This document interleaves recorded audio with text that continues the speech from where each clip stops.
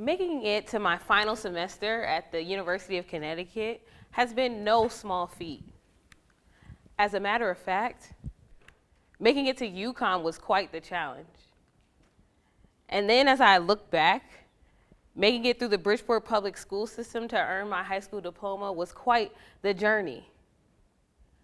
And you hear stories about people who have picked themselves up by their bootstraps and their hard work has brought success in the American dream. But those people never look like me, and their stories are never like mine.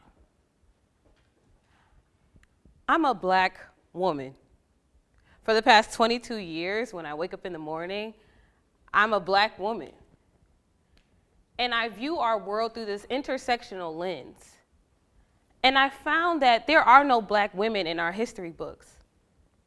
We've been removed from the stories while others have reaped the benefits of our bodies, our service, and our sacrifice. We've been humiliated, mutilated, and all the while being made to suffer in silence. Yet I know the amazing things that Black women can do. Every day, I've watched my mother work hard to make sure that my brother and I had all that we ever needed. On paper, we're a low-income family, but I can't remember a time when we went without. Even if my mother had to walk in the snow to work, she did. That's a hero. And this is the kind of story we should hear about. But no one listens to the stories of Black women. The man in this illustration to the right is J. Marion Sims, otherwise known as the father of gynecology. He's praised for the medical strides he made in the 1800s. He's so well renowned that he was the first physician to have a statue erected in his honor in the United States.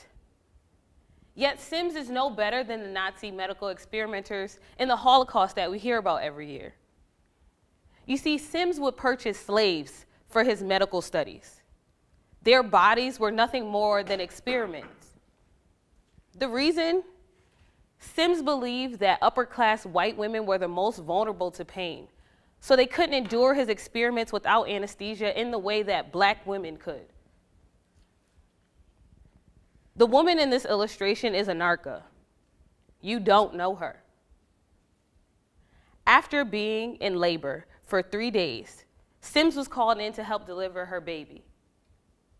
Although admitting that he didn't have skill using the tool, Sims placed forceps on the impacted fetus's head. There are no records of the baby's survival. And Anarcha had 30 procedures performed on her by Sims, none using anesthesia. You hear of women like Kim Kardashian who are praised for loving their bodies and their curves. But you don't know this woman. Sartke Sarah Baartman was paraded around Europe in the 1800s in a freak show.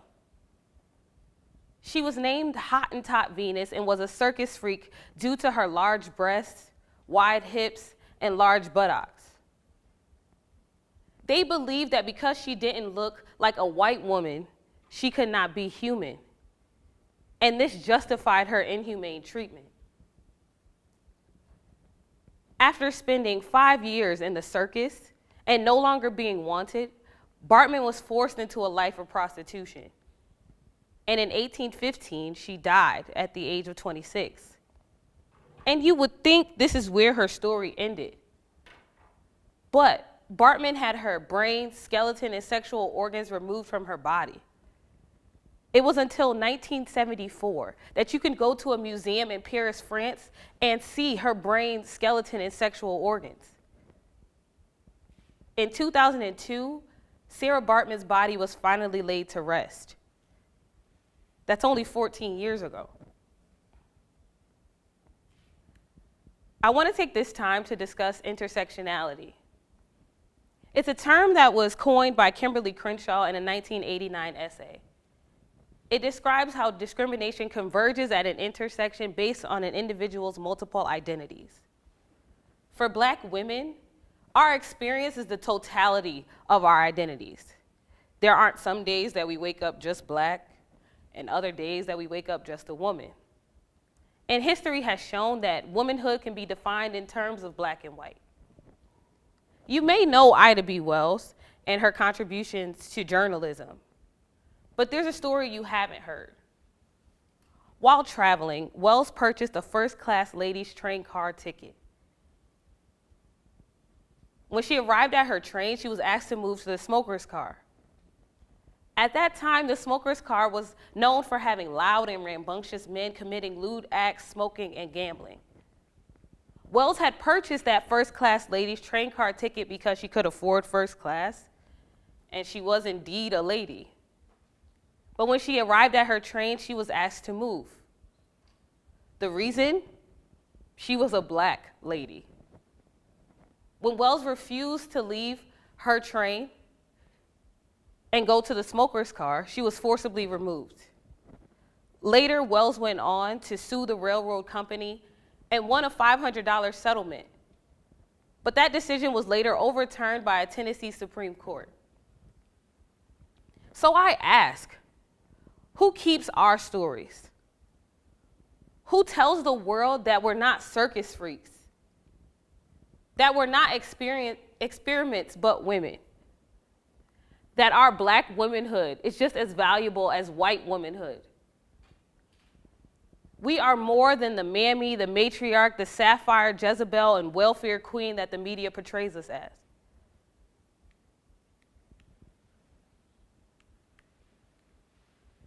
In 2013, Keshawn Thompson told the world that black girls are magic, and black girl magic was born.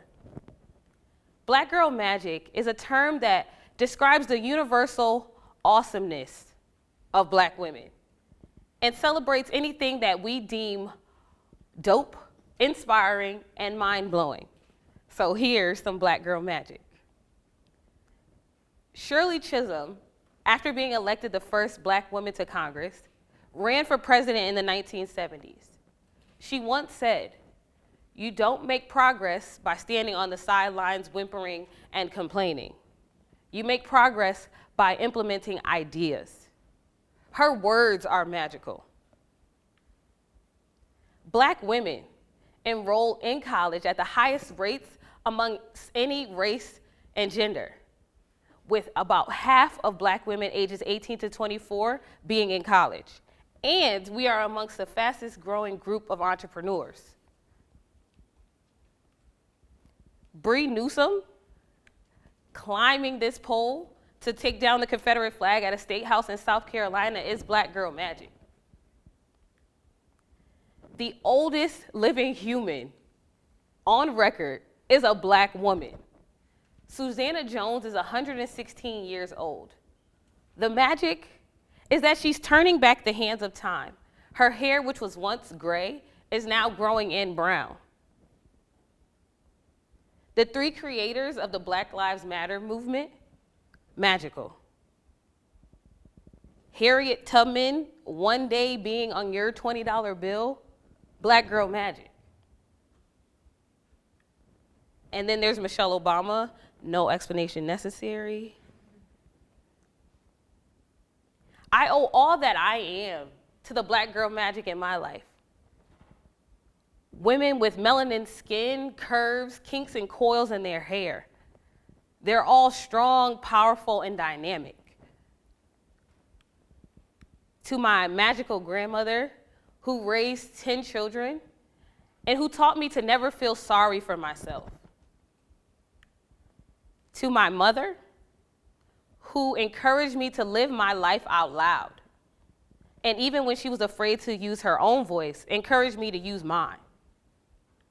And then there's me, standing in this space in front of all of you, celebrating the stories of black women.